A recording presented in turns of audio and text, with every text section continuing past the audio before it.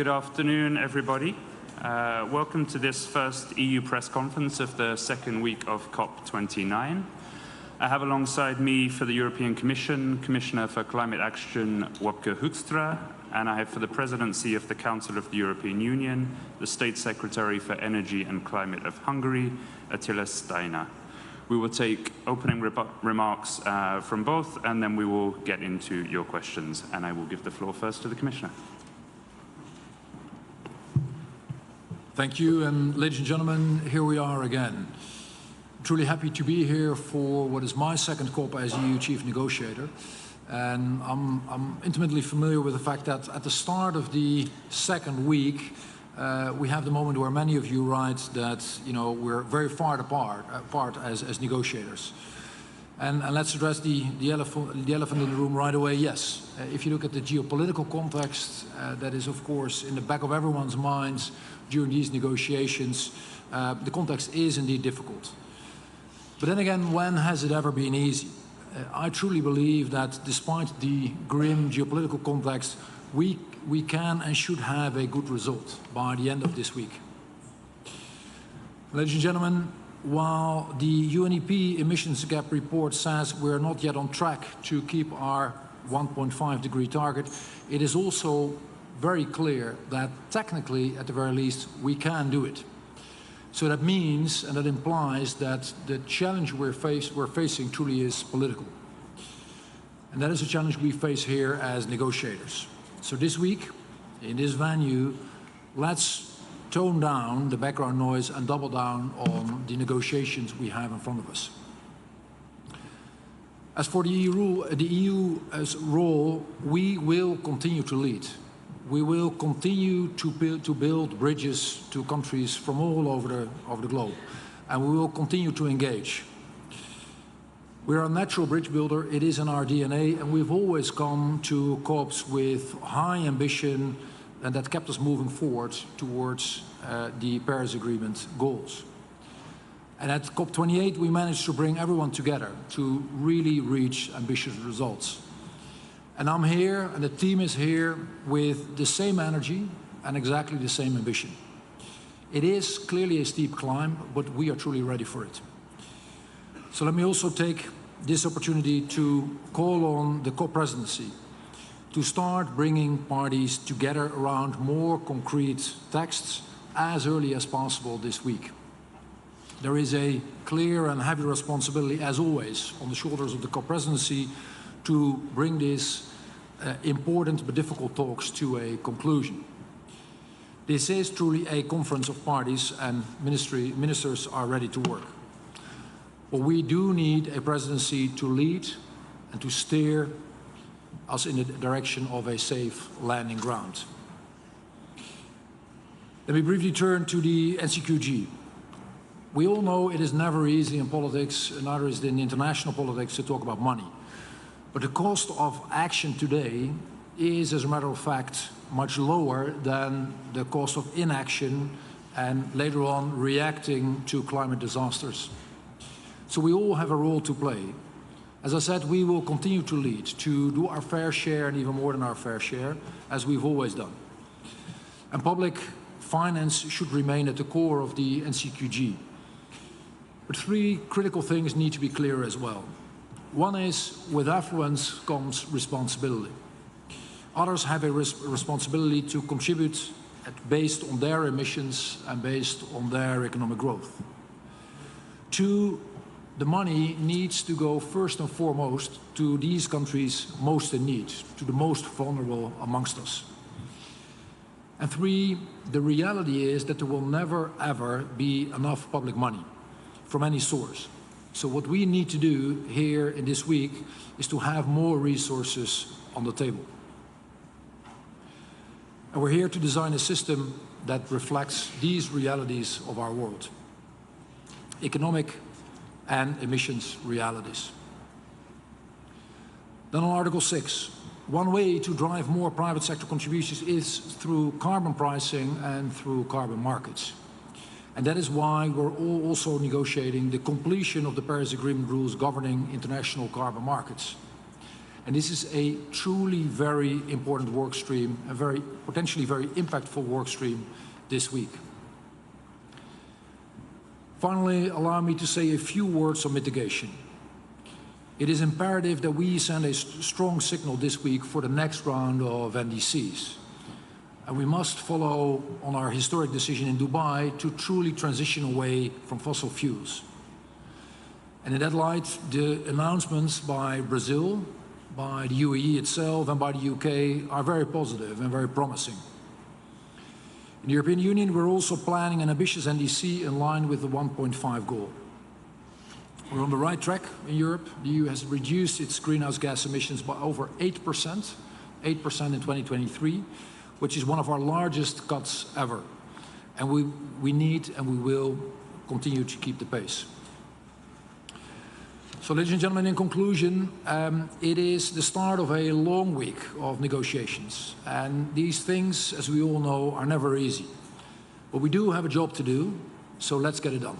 Let me pause there and hand over to you, Attila. Thank you very much, Wopke. Dear members of the press, dear ladies and gentlemen, also warm welcome on behalf of the Hungarian EU presidency. I can report to you that many ministers are already here from European Union member states, and we are doing a very close coordination with all of the member states from the EU. And I can also confirm what Wopke said, that the EU is very committed to take the lead in the negotiations, and the EU believes that an ambitious outcome in Baku is the one that signals that we are all united in the fight against climate change. Following the decision in Dubai, it is our duty to ensure that the domestic and international implementation of the global stocktake is ambitious, credible, and 1.5 degrees Celsius aligned. In this aspect, the message of the European Union is very clear. We need a substantive, ambitious, and robust outcome on mitigation. Mitigation with 3 priorities. Mitigation which follows up on the progress of the implementation of the global stocktake. Secondly, that recognizes the existing solutions on implementation. And thirdly, which sends ambitious signals on the practical solutions for the upcoming NDCs. And this is a clear priority for us and the outside world. The business sector, the public are also requiring us to send strong signals how the world should proceed on the energy transition, and clearly mitigation is one of the key tools. And we established this process to jointly respond to climate change, having a space to discuss mitigation. Therefore, it is an inherent part of our work. And let me also remind us that the Paris Agreement is also about how to mitigate greenhouse gas emissions and to keep the 1.5 Celsius degree goal. So that's why mitigation is actually the main notion of the Paris Agreement. And on the road to Berlin, Cop29 should reconfirm our determination to transition away from fossil fuels and accelerate the energy transition, as all agreed last year. And the transition is possible. The EU's example is also showing that we have a continuously growing economy in the European Union. However, we managed to cut significantly emissions. And this transition is also necessary, and it concerns all the parties around the table and stakeholders around the world. On the NCQG, we need to increase the pace of our work during the second week, and I think ministerial engagement will be essential for the highly political elements of the goal that are basically structure, quantum, and group of contributors in order to reach an ambitious but yet realistic outcome put together by a wide range of contributors in a sense of global solidarity. We are also hoping to conclude the negotiations under Article 6, as this would also mobilize much needed resources based on market mechanisms, while we ensure environmental and social integrity in the same time. We are also ready to continue making progress on the work on adaptation indicators here in Baku. So all in all, we are committed in the fight against climate change and available to work with all of the parties to achieve a successful outcome which the world expects from us. So we are here in Baku to deliver. Thank you very much for your attention.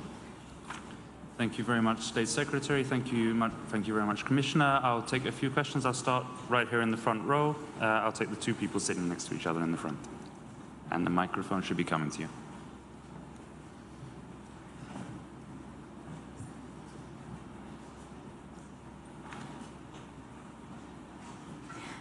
Victoria Seabrook, Sky News. Thanks for this. You talked about background noise and geopolitics being difficult.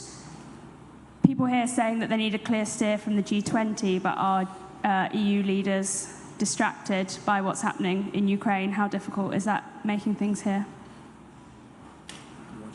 Yeah, if you like.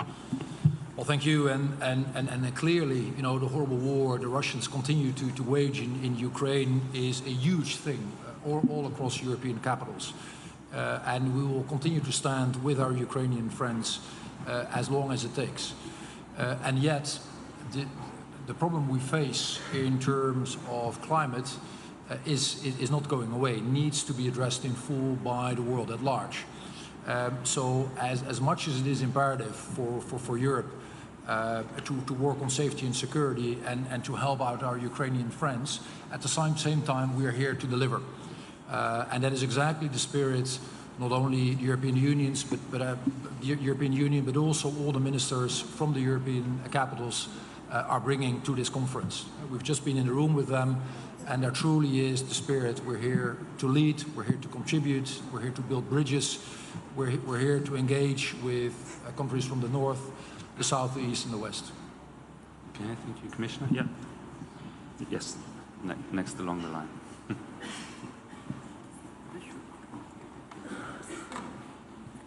Thank you, Lorenzo Tecleme from Italian Media El Manifesto. There is a figure here that is very popular, the $1.3 trillion from 2035. Is that a figure that Europe could like? You know, what I've learned in these type of negotiations is that it is typically not helpful to make, you know, all sorts of sweeping statements about these type of amounts, but it truly articulates, you know, what our ambition is here. Our ambition is to ASAP move forward on all the various and large domains that we have on the table here. And that clearly involves the financing. That clearly involves transitioning away from fossil fuels. And that clearly means doing much more in terms of carbon markets. And these are, if you will, the three main important points, the most important points on the agenda. In terms of financing, it is, as I've just said before, it is a combination of raising more money and more truly implies that more countries need to take their responsibility. It means involving private sector's financing, not as an alternative, but as a top-on. And we need to make sure that the money lands with the most vulnerable. That is absolutely imperative if we want to create and bring fairness to the system. Okay, take some from the other side of the room. I'll go a bit further back. I'll go to the third row. Gentleman with the longer hair and the striped shirt.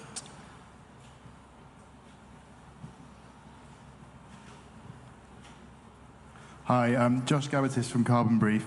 Would the EU be able to accept some kind of decision on finance that recognises voluntary contributions from developing countries? There's been some reporting that said that the G20 have come to some sort of statement which says that which recognises voluntary contributions from developing countries. Would that be sufficient here, or do you need something further than that?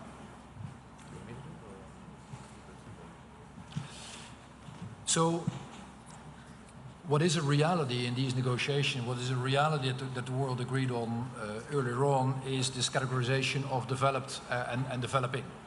And yet, we also see that a range of countries have made tremendous economic progress in the last couple of decades. and good for them. I think it is an amazing achievement if you see what a range of countries have done. Our view is that, you know, with that affluence, with more economic growth, also comes the responsibility to do more in terms of burden sharing, because this truly is a global problem. And yet I do recognize that for countries it is typically difficult to leave entrenched positions and move officially from one category to the next. So a potential solution could be indeed to, without leaving these classic positions, to do move into a space of voluntary contributions. And in that sense, you know, we would be open and we would be welcoming to those countries who do make such a step, because in the end, this is not about dogmatism. This is about solving one of the largest problems that humanity is facing in this period of time. Okay, thank you. I'm sorry, yeah, State Secretary. One comment to that question, that I fully agree that, yes, of course, the more the voluntary contributions, the better. However, you should see the big picture that actually the European Union is responsible for 6.5% of the global emissions. However, in case of financing, we already have a much higher share. It's around 1/3 of the total financing. So we already took our part. But of course, the challenges are also growing. So that's why we encourage everyone to contribute as much as possible. Thank you. There's a lady in the second row. Esme Salah, BBC News. The negotiations are still going on the Lima work programme at the moment. There's a line in there which is still in brackets about acknowledging that women and girls are vulnerable to climate change. That shouldn't really be a controversial statement. Who's blocking the fact of having that in there as a line of text, and what's the EU doing to resolve that?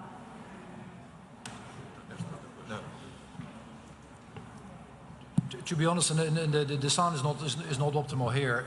I couldn't hear the exact line you were quoting, but in general, I think the negotiations, you know, are helped the most, you know, by not taking specific parts out and prejudging them, regardless of our own specific position. Also, in terms of bridge building, it typically doesn't help to pre-conclude them from this podium. If I may, just to compliment Commissioner, we did issue an EU statement on the eve of COP about prioritizing this issue, so I can send that to you if that's helpful.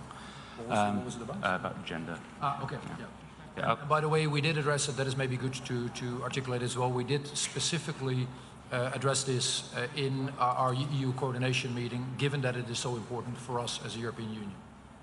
Okay. Apologies for not being able to hear you because of the sound. I'll go next to the third row here, right in front of me.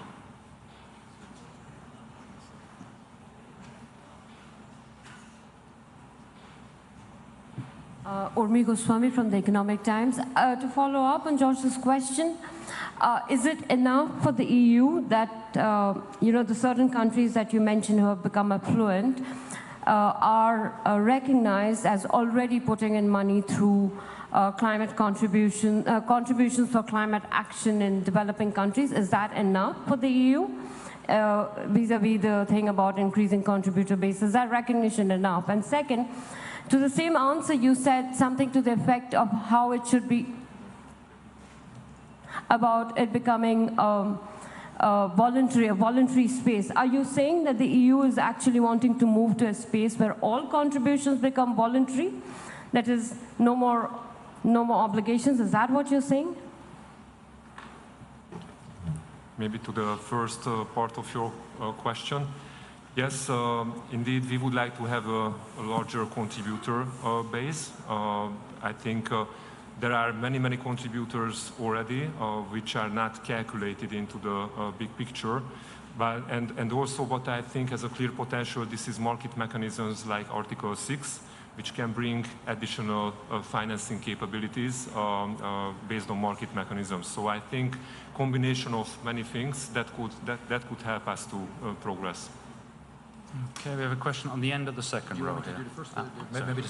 Just briefly on your question. So we will continue to stick with our commitments, and we're here to make sure that we continue to lead, and basically that there's a larger group of countries that will continue to do more rather than less. What I meant to say is that in order to bridge this classic categorization of developed and developing, my pattern recognition so far has been that those in the developing category that have accumulated significant affluence, and in some cases actually more than that of many member states in the European Union, still find it difficult to leave that category officially.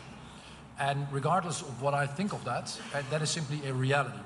And in order to make sure that these countries still feel the liberty to contribute, I do see a potential landing zone of them not moving and jumping boxes to the developed category, but moving to a voluntary contribution. That is what I tried to say. Okay, thank you, Commissioner. Yes, exactly. Thank you. My name is Parvana Bayramova, Voice of America, Azerbaijan Department. My question is about how can European Union to implement projects for transporting green energy from Azerbaijan to Europe? For all of you, maybe you wouldn't mind shouting at us because it enhances the conversation. Could you repeat the last bit of the question? Question is how can European Union help to implement projects for transporting green energy from Azerbaijan to Europe? Transporting green energy from Azerbaijan to Europe. Yes, I think there are many initiatives. Also, this region is considered as diversification options for Europe. And this is also acknowledged by several European member states and also by the European Commission. And the Green Energy Corridor is clearly such an initiative. And here, of course, there was also a special initiative of the COP presidency on that topic.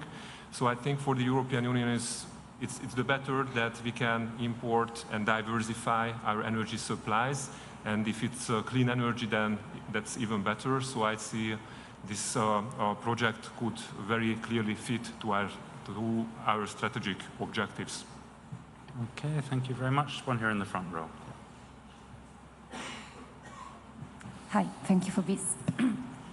Emanuela Biroglio from Carbon Pulse. I have 3 questions. One is on NDCs and the climate law, which was supposed to come out mid-December or early next year.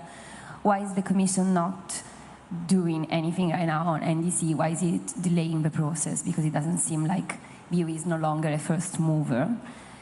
The second question is about CBAM. Is it making negotiations more difficult with developing countries in particular? And my third question is on voluntary carbon markets. In the text that just dropped, there is a possibility to have them contributing to climate finance. What would it mean, and who is baking it, who's not? Thanks. So first on the NDCs, and clearly we have the desire and the ability to lead in that field as well. And you know that there are crystal clear ambitions also in my mission letter for the next Commission. However, there is also the election cycle and the cycle of the new Commission getting into place that we have to deal with. That is a reality, by the way, that all geographies face, and that on the one hand brings renewal, but also gives always a bit of a time delay. But I trust that we will come up with something that is very meaningful and ambition ASAP. Secondly, on CBAM, my experience is that when you have a conversation with countries from across the globe, there is actually significant understanding that this tool is exactly there for the right reasons. It is a tool to prevent carbon leakage. That is the very nature of it. And what I always tell people is that the best CBAM is one that doesn't make any money. That has never been the objective. The objective is to make sure that carbon leakage from the European Union is being prevented, and that we make sure that overall the footprint of the world goes down. And what I think is very positive is that both on CBAM, but more generally in the domain of carbon markets, there's huge appetite. And there has been significant interactions with me, but also with all the great people working for the task force within the Commission to make sure that more countries embark on this.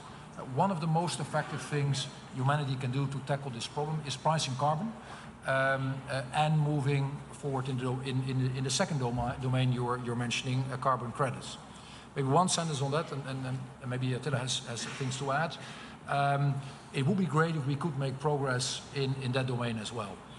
What we do need to make sure, though, is that when we continue with carbon credits, the certification and the verification and where we set the bar is truly at the right level. Because we do not help anyone to basically to move forward with a system that lacks the integrity. So integrity is key, and once we have it, it is a huge step forward for countries developed and developing. Maybe to add to this last point, I think a market works well if it works on a transparent basis and accountability is there and no double counting is there. So there's very clear rules, and then it will be able to mobilize very substantial market funds, which can be then achieve significant investments and reducing greenhouse gas emissions. Actually, in Europe, that works quite well with the ETS system, and we have also in several member states voluntary carbon markets additionally. So I think these are excellent tools to mobilize not only public funds but also market players' funds. Okay, I think we have time for one more. I'll take the gentleman who's standing on the side, holding the camera. BBC News Azerbaijan Service, Fard Hasanov. And my first question is about what are your hopes about signing the final agreement on the financing the underdeveloped countries, which is a major topic of Cop29 in Baku during this week. And the second part of my question is about Trump is expected to withdraw his country from the Paris Agreement. How it will affect the climate talks and effectively, and especially EU's policy in this regard. Thank you so much. Thank you. So in terms of our hopes and the financing, as I said before, it is imperative that the world raises more money, particularly for the most vulnerable. Those are countries who bear very little, if any, responsibility in the heating up of our planet and are typically the ones most in harm's way. So I feel it is imperative that we make sure there's more public and more private sector financing being brought to the table to help out our partners most in need. So that will be our objective, and therefore it is crystal clear that we need to broaden the solution space. Secondly, what I would very much hope is that we can keep the integrity of this conference and this spirit of cooperation for all nations across the globe together, because this truly is a global problem we're facing. And therefore it is absolutely critical that we keep everyone, certainly those in a position of influence, of power, of clout around the table, and ready to engage here with all of us. Thank you. Okay, if the State Secretary doesn't want to add anything, I will bring it to a close there. Just to already give you a heads up, we will have another EU press conference on Wednesday afternoon at 2 o'clock with the Commissioner and the head of the European Parliament delegation. And of course, we're here to help you with any questions that you have during the week. Thank you very much, Commissioner. Thank you, State Secretary.